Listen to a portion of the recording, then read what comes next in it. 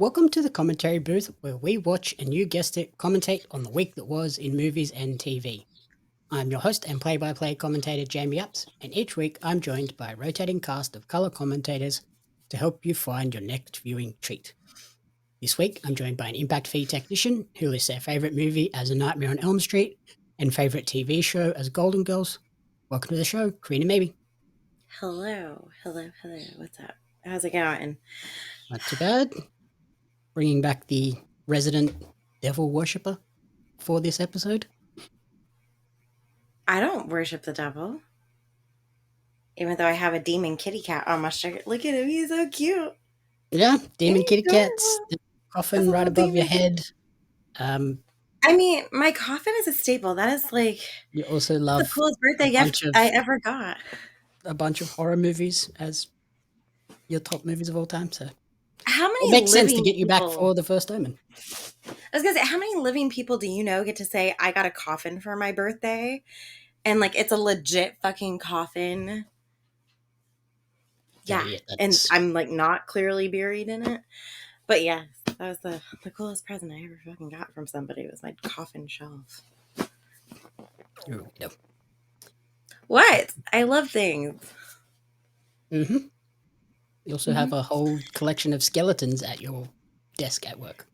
I do. Oh my gosh, we should feature my skeletons one day on like, I don't know, on the website or something like that. Cause yes, it is a farmhouse of skeleton animals and they all have names and they all have name tags and they have become like the most popular attraction in my office. Everybody stops by and sees them. And I even have customers that are like, where are the skeletons? Because I moved them from the front of my desk to my shelf now. So, because there's so many of them. What? Yeah. So this week we're returning to the dark side of religion as we check out The First Omen, a prequel to 1976's iconic film The Omen. In this one, a young American woman is sent to Rome to begin a life of service to the church, but encounters a darkness that causes her to question her faith as she uncovers a terrifying conspiracy that hopes to bring about the birth of evil incarnate, aka the devil, aka Damien Thorn. Yes. Prequel is a stretch. Yeah, I felt like this was basically just any generic horror movie involving a nun and the birth of a devil. And then they were like, oh, how can we boost the numbers on this? Let's slap the Omen name on it and shoehorn in a few references. Such as recreating every sequence of like every death sequence was pretty much stolen from the OG. Like we couldn't have come up with there was only one death scene in this movie that I think was actually original and it wasn't even that original. It still had hints to the original one. Which one is the original one? When she pulls the guy in half, it kind of was just like the guy getting decapitated by the glass almost. Like that's what that reminded me of, even though it Oh, was a little bit more original than that. yeah, no. That for me, that was just a recreation of the decapitation scene.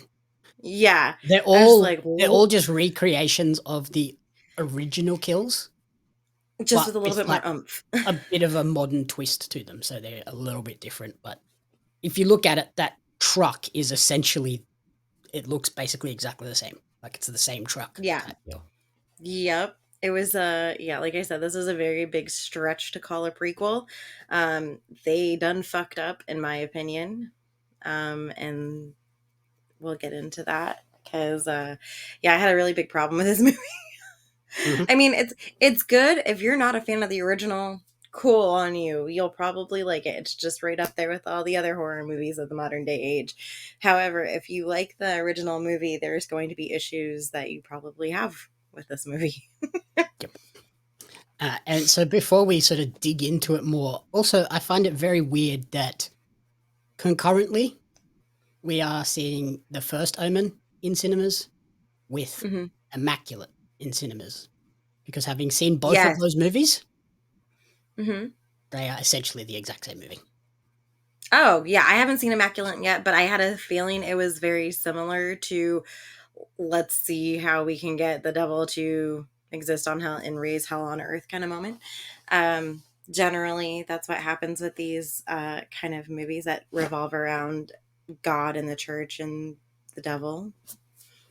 Oh yeah, but these are like weirdly similar. Like Weird. I Oh, walked out of oh. the First Omen and went, how the fuck did both of these movies get greenlit, made, and released in the same like 2 week window? Like Yeah, I was what gonna say the it's not even like the same year. It's like within the same like couple weeks. Like that's nuts. yeah, back to back weeks. We got Immaculate and then we got the First Omen. It's like, what the hell? How? That's And it also made me think like, surely one of these is plagiarizing the other one. Like there has to have been a point where some form of like producer or someone has seen both scripts and just pretty much went, okay, how do we blend these? yeah. How can we make these two separate movies but still keep them the same? Especially when I believe Immaculate was like meant to be made and then got scrapped, and then Sydney Sweeney was like already attached to the original. So she Oh, basically purchased it and invested into it to actually get it made so she could actually do the movie. So it makes me okay. think like, oh, someone saw this script, was like, that's kind of cool, but it's not going to go anywhere because it's just a generic like horror movie. Yeah. And then they scrapped it, and then they went, oh wait, what if we slap the Omen name on it, it'll do well, and now it got made. It's like, what the hell? Like they're Yeah. freakishly similar. Like I had to look at the things that are similar. There's both nuns get pregnant in a conspiracy from the church. Like the church is the one that gets them impregnated. Um, in both, the pregnancy is just the latest effort following a series of previous births that resulted in deformities. Oh my god. Um, the big difference is the First Omen. It's more supernaturally, whereas Okay. Immaculate, it's the church scraped the DNA off one of Christ's nails and impregnate Sydney Sweeney with the DNA of Christ. Oh, okay. So they're not bringing Good on you. they're they're kind of not bringing back. They're not bringing the Antichrist. They're bringing Christ back. Yeah, so they're trying to like have an answer for all the evil that's on the world versus the Omen where it's like nobody's paying attention to the church. Let's give them something to fear so they can come back to the church. Mm-hmm. Yeah. So in Immaculate, the church is trying to save the world. In the First Omen, they're trying to burn the world down to get control Yeah. of the world again. It's like freakishly similar movies to come out back to back.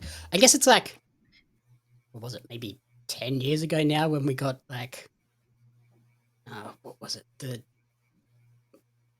The movies that were both about like an invasion of DC.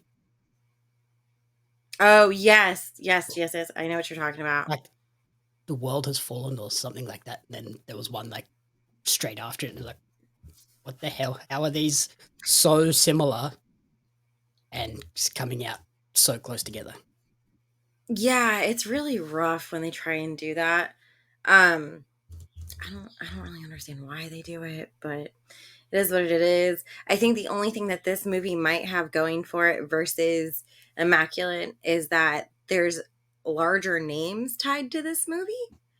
And by larger, I literally just mean Bill Nye is in it. And like, the guy who, and he was in it for a whole 5 minutes. The guy who played the fucking, Lannister what is, whatever the fucking character's name is.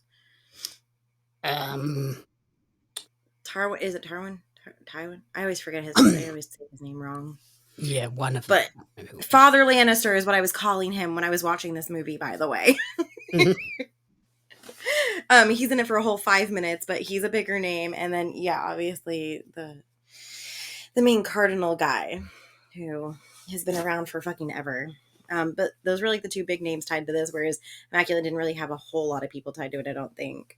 Yeah, Immaculate is very sort of small compared to the Omen. It's all takes place inside a church, and it's very much the Sydney Sweeney show.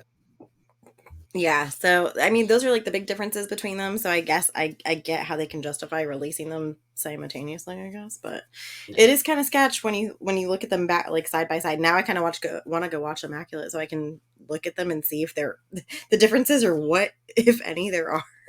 Yeah, Because it watching sounds them like it's the same movie just with different purposes. watching them essentially back to back in the cinema. I saw Immaculate, then I saw Ghostbusters, and then I saw The First Omen. So like pretty close together. It's like these are the same movie. It's weird.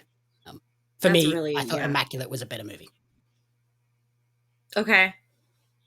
just because it is more less outlandish. Like it's still outlandish that they're essentially cloning Jesus, but Yeah.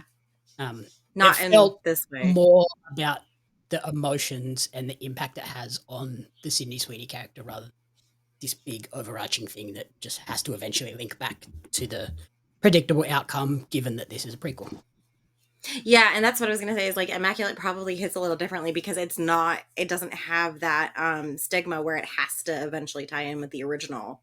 They had to find a way to do that. So I think everything was kind of riding on that. And like I said in the beginning, this is a very big stretched link to that movie. Like they really I feel like they just were literally like the last like 20 minutes, they were like, how can we tie this in with the original? What are we going to do? Let's figure it out. And that's how I feel this happened. Was it was a good standalone movie. Had it not been linked to the Omen, would have been great. But I feel like that kind of almost probably hindered them to how they're going to link it together. Especially because, yeah, like a lot of the links, it's just like, oh, let's name this character Father Brennan, so that ties into the original. Um, Hmm. have it in Rome, so that ties into the original. And then at the end, it's like, okay, now we've got to do all these quick, sudden links of like, okay, now she has a baby, and now it's this and this and this. Like, Jesus Christ. Yeah. Are you a trading card collector or a fan of Australian pro wrestling? If so, you're not going to want to miss out on the limited edition Australian wrestling cards. Each set includes 50 packs of 10 cards, including some of the country's top wrestling talents like Robbie Eagles, Shane Haste, Madison Eagles, Hartley Jackson, and they have Shaza McKenzie listed, although she is not a favorite. The velocities, and a lot more. There's wrestlers, referees, announcers, commentators that are featured, giving you a full appreciation of the Australian independent scene. The cards sold out a lot faster because cards are hot right now, I'll tell you. But you can order your Australian wrestling cards now at Pario Magazine. That's PARIO magazine.com.au/AUSWRES cards. Follow Australian Wrestling Cards on social media at AusResCards for updates. Join the hundreds of fans who have already discovered the excitement of Australian wrestling cards. Those two Washington movies I was talking about, it's Yeah. White House Down and Oh, Olympus Has and Fallen. yes, yes, White House Down. Yes, because one has Channing Tatum in it, and one has Gerard Butler in there. And my mom is obsessed with both of them. By the way, she loves the Yeah. Fallen series. Like that was my mom's like calling is the Fallen series, and she will watch those over White House Down all day because she is a Gerard Butler like stan. But I feel yeah, like when I my mum would watch like them, both of those movies too. yeah, when I watch them, I feel like I'm watching the same movie. Just one has Channing Tatum and one has Gerard Butler, and I'm like, oh yeah. And then I have to remind myself too, like when I'm watching Olympus Has Fallen, I'm like, oh yeah, that's Harvey Dent from the Batman movie. Like Mm-hmm. Yeah, so you've all that got other good stuff. White House Down is Channing Tatum and Jamie Foxx. Yes. And then Olympus Has Fallen is Gerard Butler, Aaron Eckhart, and Morgan Freeman. Yes. And in the second one, Morgan Freeman's the president. Spoiler alert if you haven't seen them. There's a third one too, by the way. Yeah, London Has Fallen and something else. Yes. Because Yeah. let me tell you, that's Just, in my household. it is very funny when stuff like that happens. It's like, oh, cool. Just basically the same movies from different production companies. Yeah, like, and it's hard to keep track of them because you'll be talking to somebody about it, and you'll be like, "Yeah, this, and that," and they go, "No, wait, no, the president's black in my movie." I'm like, "No, oh, we're not talking about the same movie. We're kind of talking about the same Yours has movie, Magic but Mike." yeah, it's just color swapped. Yeah, it's very strange. So in the First Omen, feature film directorial debut for Akasha Stevenson. I looked at her discography. Really has done very little. A few like TV episodes and things like that, but nothing of major note. Cast-wise, Nell Tiger Free plays Margaret Dano, the central character to the series, or to the film. Her previous work is probably most well known for Servant on Apple TV Plus. That's where I know her from. Okay. Mhm. I was staring at her this whole time and I was like, I have seen her. I don't know where I've seen her, but I have seen her. And it's interesting that you say that that's that show because that's like the only show that was keeping me subscribed to Apple TV for a hot minute was that show. Mhm. Because it was just so odd and unique. And it's very interesting that she went on to do this role after doing that because they're very similar. Very similar roles again. Yes. I But thought that's the her only thing I performance know in her this was from. great, though.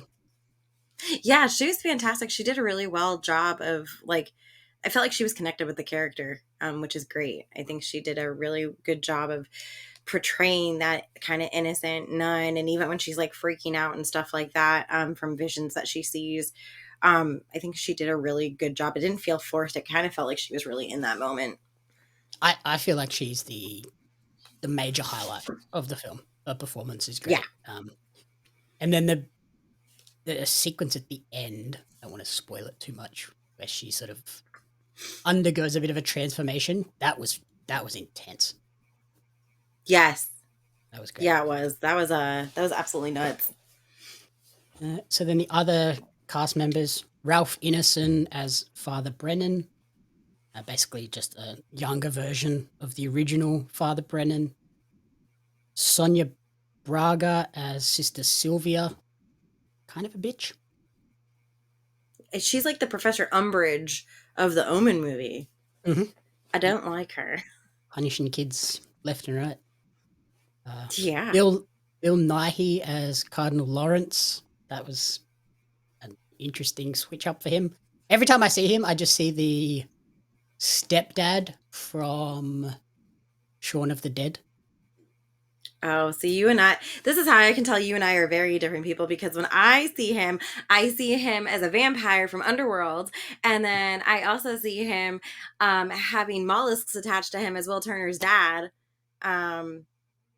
No, not Will Turner's dad. That was Skarsgård. Sorry, he was Davy Jones. Yeah. Okay. He had an Yeah. octopus attached to him. I just see the stepdad from Shaun of the Dead. Watching this movie, I was like, I really want to watch Shaun of the Dead again. Yeah, Which and see here, I I'm don't just think like, is man, what they I want really me to be thinking during this movie. No, and see, I was like, man, I should probably rewatch the Underworld series because I love that series, and he's such an asshole vampire in that movie, like all of them. So yes, we are very different people. That doesn't speak too highly of the film. If we're both sitting there thinking we should watch this other series. Yeah, I mean, kudos to him because he played a great. He's always a really good performer. Anyway, I love everything he's in, and the fact that he played a cardinal and in the like circumstances and what was surrounding his eventual character and stuff was fantastic and totally on point for him. I think. Mhm. And then the other sort of notable characters are Nicole Sorais as Carlita Skiana, the child, very creepy. Another her and Nell Tiger Free, the strongest performances in the movie. Perfect. And especially for her age, she did such a good job of being such like an exiled kind of outcast, very quiet and like drabby. She was fantastic. She's very creepy. She was, yeah. She was like she gave me like Ring vibes almost. So I loved it. Maria Caballero as Margaret's roommate. She's a Fuck bad that influence. bitch. She's a bitch, yeah. Yeah, fuck that bitch. Hardcore, fuck that bitch. At the start, I kind of liked her, and then, yeah, she takes a very big turn at the end. You're like, oh, fuck her. Yeah. Yeah, definitely not a fan. I was a team her, but not anymore. And then the other incredibly creepy character is Ishtar Curry Wilson as Sister Angelica. She freaked me out a lot. Yeah. Yeah, and she's also to be completely honest, she was kind of pointless to me. She was just there, I feel, to just to be like give a creepy element because she kind of just I don't know. She didn't really have a whole point for me. She's there to be creepy at the start, and then she's there to recreate one of the deaths. And that's it. Like, there was potential in her. Like, she could have been a major player in this. And I feel like her character was kind of just wasted just to give like more umph to the creep factor or something like that, maybe. And then, yeah, to give a death scene. So that's kind of disappointing. And she helps with like a few jump scares, which is a big Yeah. thing in this movie that was another big sort of downside for me. Like last week when we spoke about the Omen for the Omen refresher, I liked that it didn't have a reliance on jump scares. Like it was all just tension build up and the story, and you were carried by the story. This film loves a jump scare. Yeah, it does. And the other thing with the original Omen is that the soundtrack was so haunting.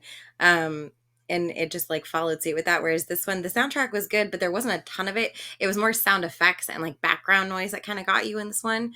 But that also helped emphasize the jump scares that weren't necessarily needed, but they were put in there to keep up with, I guess, the times probably, because so many films now depend on jump scares and you have to kind of compete with the competition now. So there was one in particular that got me real freaking good though. Yeah. The nun coming out of the goddamn darkness scared the bejesus out of me. Yeah, but that's when she's like praying at her bed, and then you see it behind her, and it just like, it runs at her. I was like, holy fuck. That was rough. That scared the shit out of me. And then I think it was at that point where I kind of was like, great, okay, like this already This like is what we're gonna do now. This is I was like, all right, it was cool and Insidious. That's early. Like, that's early. Yeah, I was like, Insidious, it works for, because that kind of movie plays on those kind of things. This movie did not need those kind of things. Like, if they had just stuck to like a good solid storyline, would have been fine. Yeah. You mentioned sort of the sound design and sound mixing. Again, this is one part where I will highly praise the film for that. The sound mixing, particularly with like the like whispers and sort of playing on that kind of schizophrenia vibe where like you're hearing voices and stuff. See, you need to see this in a cinema for that experience, because the like 3D sound of this is nuts. There was a moment where I got full chills down my spine because I thought it sounded like there was a person like right here whispering in my ear. And I was like, what the? Turn around, there's no one. I'm like, what the hell is going on? Yeah, it's nuts. I loved it though. Especially like when it's like dead silent, and especially like when she gets locked away in the room, and she's trying to figure out what's reality and what's in her head. That's the part that really got to me and really like fucked with me, is because it's completely all around you. Like you hear people whispering, you hear people praying, and you can't even tell what's actually like happening, what's being said. You just know that people are like speaking, and you're just like, but where are they speaking from?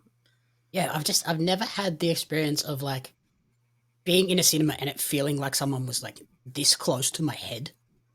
Like I've had like the 3D sound and stuff before, but it's always been like, there's a speaker over there. This one, it was like, they are here. What is going on? Yeah, 100%. It's crazy. So I like you, I will give them kudos for definitely mixing that properly and kind of getting you into that like mindset of like you're being surrounded by essentially like evil is what I feel like it's supposed to represent. It's like the evil is just like making itself known at this point. Yeah, I think it was like, it all sort of plays into the overall theme of the movie, where it's like playing on that sort of mental health aspect, schizophrenia, and the power of the church belief and faith, and then much like Immaculate, female body autonomy and sexuality. Yeah. The other thing I wanted to make note of was the film is set in 1971 amid violent riots throughout Rome, which I have since learned was like, that's all based on real life. There were violent riots during Rome at that time, so I did like that they played into that and used that to help form why they were doing this. But I still feel like the story is a bit of a stretch. It is. What's funny is when I was discussing the premise of this movie with my mom after I had come home and seen it, and I told her the whole thing, what was going on with it. She goes, it's not kind of that far fetched. Like, she's always like, my mom's a very supernatural kind of person and stuff like that. So she's like, I could totally see the church doing that kind of shit though, because I mean, she's like, it's not really that far off. Like, people need something to believe in, and if they don't believe in something, you give them something to believe in. I'm like, you got a point. It could be true. I feel But like yeah, that's parts of Trump's it were mentality. great. Kind of. I Like, wouldn't be surprised if he's got some Satan creature whole locked in his fucking Mar-a-Lago. Oh God, no, I can't say that. Now they're gonna come and raid my house or something for speaking ill about him. his whole like election campaign initially was like, look at all these people coming across the border. Like, they're so bad. They're so bad. And it's like, yeah, there's a lot, but it's not like as overblown and ridiculous as he's making out.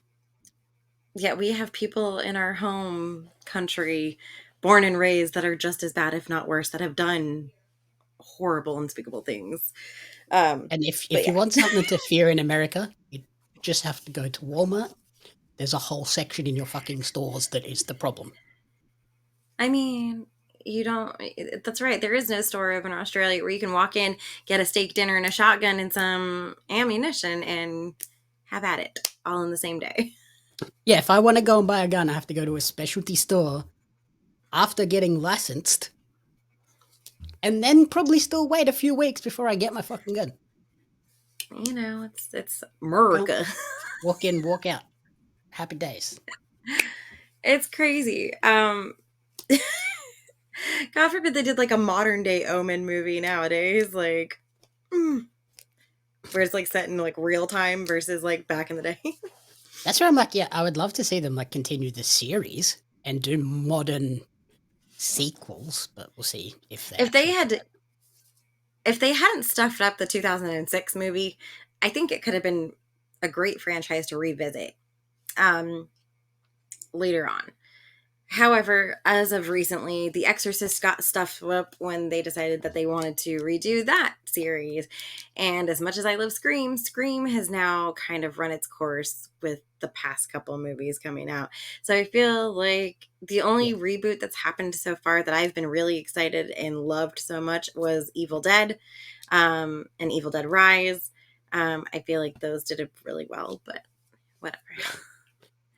Yeah, This movie it's I feel like the Scream series now has just kind of become a caricature of itself. yeah, Like, we're just 100%. relying on, oh yeah, let's just try and go outlandish with all of the things that worked in the past. Which is essentially what they kind of did with this movie. They were just like, we're going to go outlandish and make things crazier. In terms of things getting outlandish and crazy, we mentioned they rehash the major death scenes from the original with some slight twists and a new order as well. So from now on, we're going to do full spoilers for the movie. Oh, good. The first kill Let's sequence get into it. in this new version is the impalement, and it happens in like the opening intro sequence. I thought this was incredibly cheesy and really set the tone for like, oh, what are we in for here? Awful. Because yeah, instead of it just going through the guy and him dying, Yes. no, it had to like scrape the back of his head and take a big chunk out of it, and him not die until he walked away a little bit. Yeah, it was awful. Absolutely awful. And the moment I saw this setting up, I like watched him walk outside, and then like I heard the noise and I was like, you're not going to. And then immediately it was like, we're not going to totally impale the motherfucker, but we're going to come close to it. And I was like, no. And like my first note literally says Father Lannister dead quick, LOL. That is what the first note on my phone says. I feel like if they just like fully spiked through the top of his head and like straight down, I'd have been fine with it. It was the fact that they were like, it kind of missed, and then he's like, he walks away, and it's not until he turns around that Father Brennan's like, you're right. You good? He turns around, yeah, I'm okay, and then Yeah, turns I'm back good. around and falls down. Fuck. Yeah, I was. It was awful. Like, yeah, I would have much preferred them to keep it like the original and just recreated it with like the stained glass window falling around him and the pole fucking just like pinning him in. Like, would have been cool. Well, yeah, like if you want to like refresh it, like don't have a bit of scaffolding come down hit him. Like have the glass pane fall out and like And break stab as it's him. falling, and like just have like a piece like slice him in half or something. It's like Something. it's an Yeah, if you're gonna go homage that to the outlandish. original, but it's fresh and new. Whereas this was like, this is just the an homage, but done shitty. Yeah, it was not. I that opening sequence, I was like, Yeah. okay. I was like, there still could be hope here. I'm gonna go with it, maybe. And I was okay with it, like for a while. I was perfectly okay with this film until the jump scare happened and until the second death sequence happened. Mm-hmm. So the second death Um, sequence yeah. is the hanging scene. This time the nun that we mentioned was super creepy. She does the whole "this is for you," Mm-hmm. but I think she says Carlita this time because She doesn't actually say anybody. She doesn't say doesn't she? anyone. Okay. No, I don't think she said anyone because I was very confused because she just kind of left it open, but she was staring at both of them. Okay. So that should have been like a hint to me, like something was off. But yeah, she's clearly doused herself in gasoline. Yeah, so she does the whole hanging scene, like the fall and the swing through the glass, but with added self-immolation, so she lights herself on fire before jumping. Like, okay. Yeah. I wasn't totally against it. I thought that was a nice twist on it. Mm-hmm. It was just like, whatever. Okay, we're at this point I'm like, oh, okay. We're recreating all of these. Yeah, which entail makes me annoyed because now it makes it seem like that was the original plan all along. So like of course the second movie or now the original Omen should have followed suit and then the second Omen movie should have followed suit. Like I now like people who have never seen it like are gonna have an expectation that like this is going to be a continuous sequence where everybody dies like this. I haven't seen the second one, so I'm assuming they're fresh deaths. They're fresh deaths. Good. At least they were creative on Which that is better one. than what I can say for this one. Yeah. See, that ruins it even more. I'm now sorry. they're just in there as like, remember? These are the South Park member berries. Yeah. Remember? Yeah. Yeah, you remember. Mm-hmm. Mm-hmm. That's So it's kind of, yeah, it is kind of, that's one of my many things I have problems with this movie. Yeah. Yeah, like, I guess if the sequel from back in the day. The Omen 2, I think it's called. Yeah. If it had used the same kills, then it would have made sense that this one uses the same kills. Yes. It uses different ones, so this should have used different ones. Yeah. And then the final death scene we get is the decapitation, this time very over the top, because instead of a glass pane taking his head off, he gets pinned against the wall by a truck. And then she takes Margaret him and comes tears his body in half. tears him off the truck and rips him clean in half. I don't know how she thought that was going to work. Are you okay? Are you ready? Are you ready now? Okay. That's what really killed me is when she was like, all right, are you ready? And then she just went. Yeah, that's not a good idea. No. I did like that the truck was essentially a carbon copy of the glass truck, but I was like, okay. Again, more just like, remember this? Yeah, for real. But the problem that I had with this is that she tears him in half, and like there's a ton of people that watch this happen, and then you just flash to her going back home. Like, yeah, I'm pretty sure the police would have an issue with that. Yeah, like, I get you were trying to help, but you definitely killed this guy.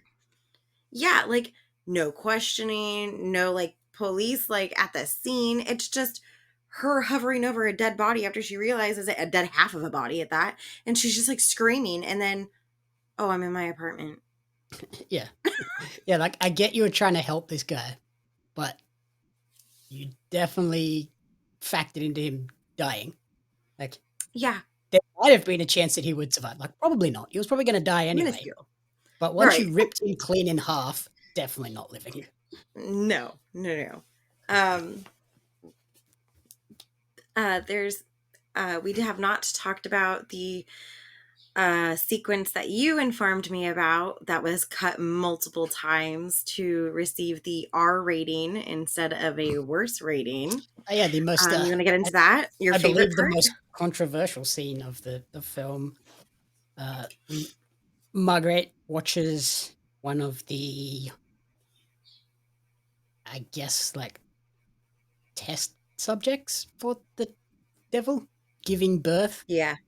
And instead of giving birth to a human baby, she gives birth to a like demonic claw. Claude.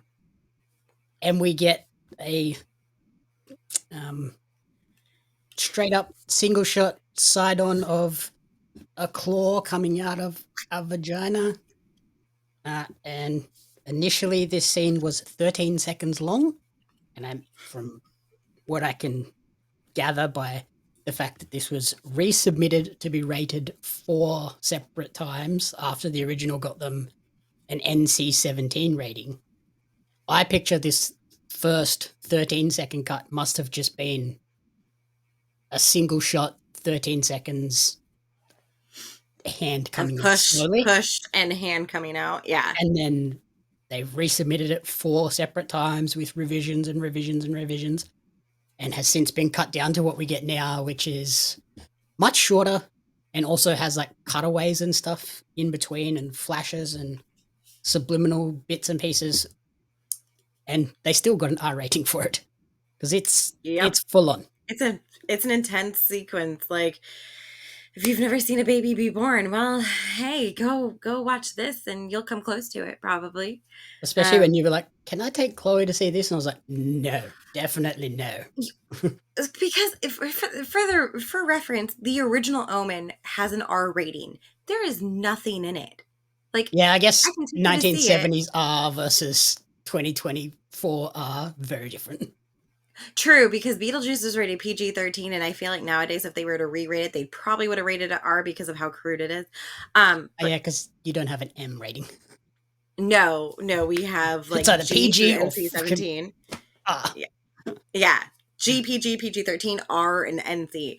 But yeah, that's why I was like, yeah, the original one's not bad, so how bad could this be? Because, and that's I feel like, side note really quick, that's my problem with a lot of modern day horror movies right now, is that they depend so much on getting like the shock factor that I feel like they're adding things into it that aren't necessary, like sex sequences or like this, for instance. Like, I didn't need to see a hand claw coming out of a vag.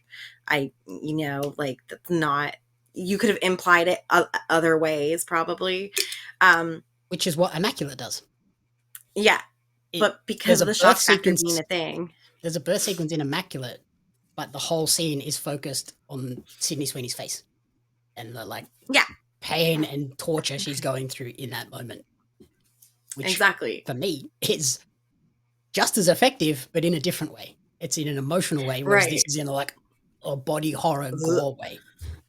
Yeah, this is awful. It was awful looking. It was I don't know. Like, I'm glad it was cut the way it was, because I don't think I would have wanted to sit through that. Yeah, 13 seconds of that. No, because I just got flashbacks of like that Men movie that you made me watch where they were birthing over and over again, and that was pretty fucking. Yeah, that was weird. So yeah, that's another issue I had with this movie, is that was just nuts and unnecessary, totally unnecessary. On that note, if birth sequences are a bit too much for you, yeah, this isn't the movie for you. Also, 100%. If implied rape is an issue, like if that's going to trigger you, please don't watch this either. Because there is a lot of that. Yeah, and it happens multiple times throughout. It's very, there are certain triggering things. I feel like this movie might have or should have come with maybe a trigger warning at that point, but hey, that's why we're here, because clearly they're not. especially when, like, at the very start of the movie, they talk about how actually, it might not be at the start. So at some point during the movie, they talk about how in order for the jackal thing to be able to procreate, the mother has to be a volunteer. Mm-hmm. And then 2 seconds later, we're seeing a woman being strapped down. Yep. A veil put over her Covered with like face a so she veil can't sheet see thing. anything. And then we see like close-ups of them like heavy breathing and like screaming and begging to be let out. It's like, Yeah. okay, I don't feel like she's volunteering right now. Right.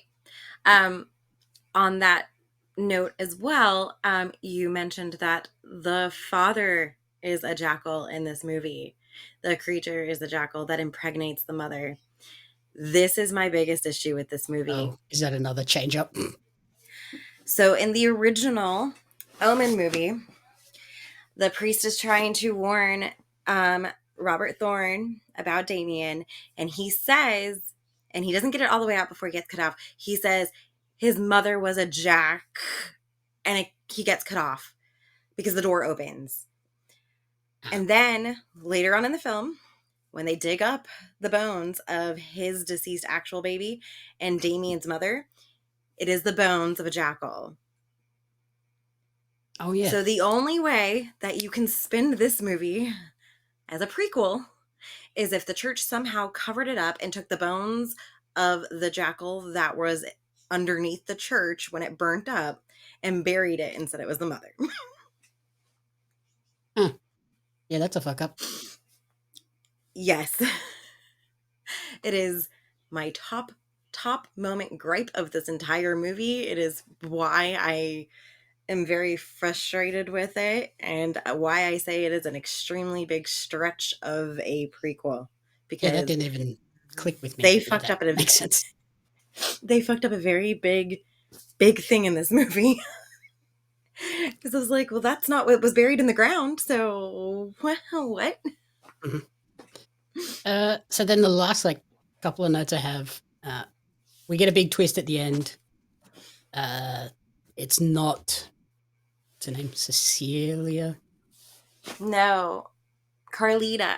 It's not Carlita that's the mother of Damien.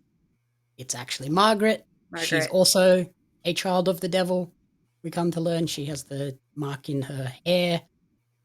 Carlita has it in the top of the roof of her mouth, which is a fucking good hiding spot if you're going to put one on someone. Yeah, it is. Margaret figures this out on her own after looking at pictures of all of the deceased babies because she's like, what are all these? And they're like, that's the mark of the devil. And they go, that's how we know it's her. And she goes, well, I've seen hers.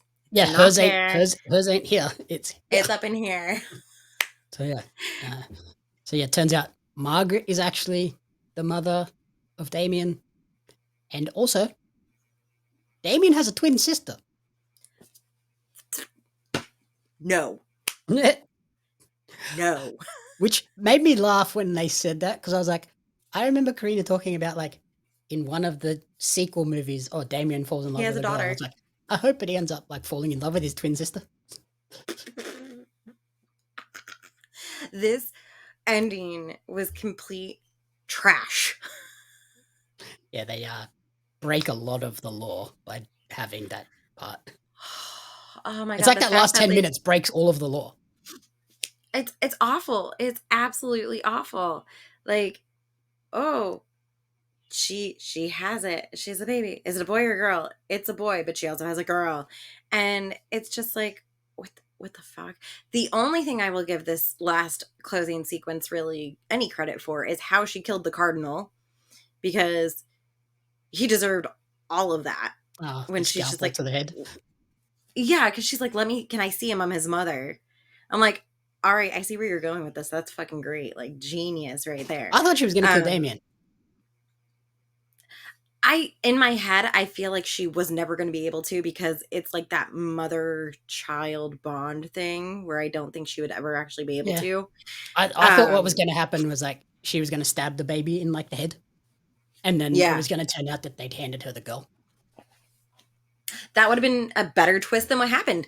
Because at least that way it would have been like, oh, she like did it and she thinks she's clear. But then we learn that, she killed the girl. Right. So and then like her roommate being the bitch that she is, like, we find out that the roommate is the nun who actually like hands off Damien as a baby. Which, okay, cool. I'm glad you were able to stretch that as far as you could with handing off the baby to an actual, the actual original family, but still a stretch. The whole church keeping a demon in the trenches is another kind of, like I said, stretch, but I mean, not completely unthinkable. And then, like, ultimately we have Margaret is alive. Carlita is alive. Damien is alive. Yes. And the twin sister is alive. So we have 4 demon offspring. children. Yeah.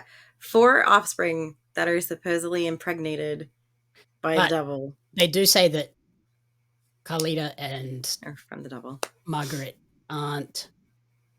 they're not the Antichrist, because to be the they're Antichrist female.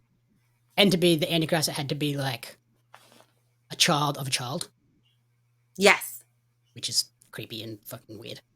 So yeah, it had to be a male Damien was like heir. Yeah, Damien was the only like first viable option. Yeah. It also makes me think that twin sister's gonna have some powers, surely. Right.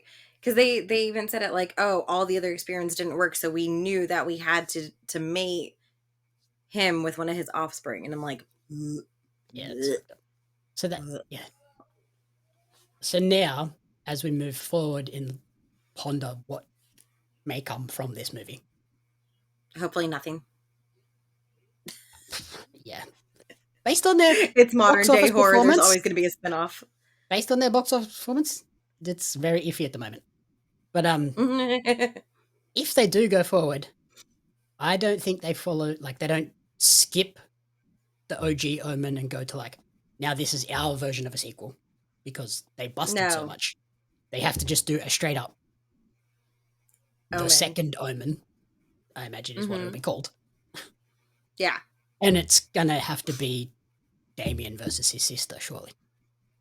Yeah, which, good God, this is gonna be awful. Like, the amount of time jumping they're going to have to do in that film is going to be god-awful. Well, I don't think they go through a whole, like, here's the baby getting raised. Like, I imagine they just skip to, like, here's teenage or young adult Damien and his sister, and they fight. Right. And it's just, I feel like it's going to be real messy. That's all I can say. Like, I hope that this is kind of one of those one and done movies that just, cool, we see the error of our ways. We probably shouldn't have fucked with it in the first place kind of moment, because we didn't do that great. Yeah. Yeah. But like I was saying, based on the current global box office figures, they may not greenlight a sequel to this. Because the budget for this movie was $30 million. Mm-hmm. As of recording, in their opening weekend, globally, they made $17.5 million. That's pretty rough. And there's not really a whole lot.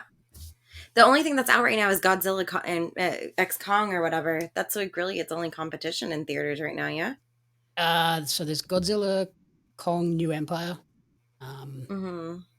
Immaculate, which for me, you want to watch an Antichrist movie, watch that instead. Right.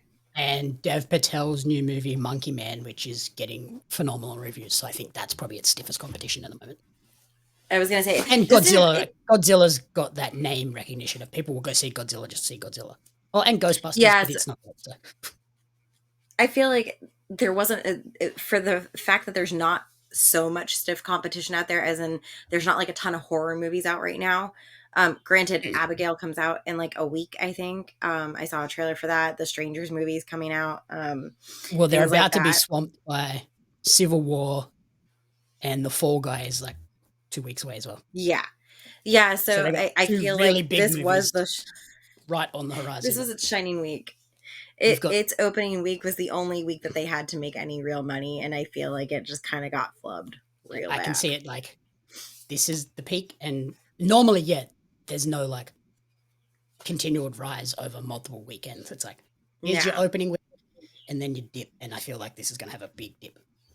I'll tell you this. This is how I know it's not doing well, because I saw this movie on Sunday and it came out on Friday, and there were 5 people in the movie theater, including me.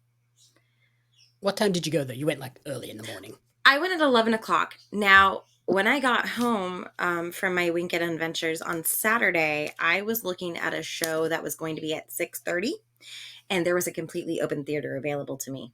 Jesus, that's not a good sign. So, Saturday night, and there's no one. yeah, there's no one in there. And my movie theater, to put it in perspective, I don't live in a huge town, but I don't live in a very small town. But we only have one movie theater in the entire area for my town. Yeah, so the fact that it's not like you were just going to like the offshoot theater, like you were going to the one that everyone has to go to.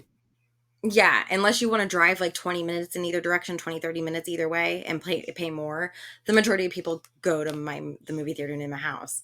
So it's pretty bad when like nothing's really coming in for that. Yeah.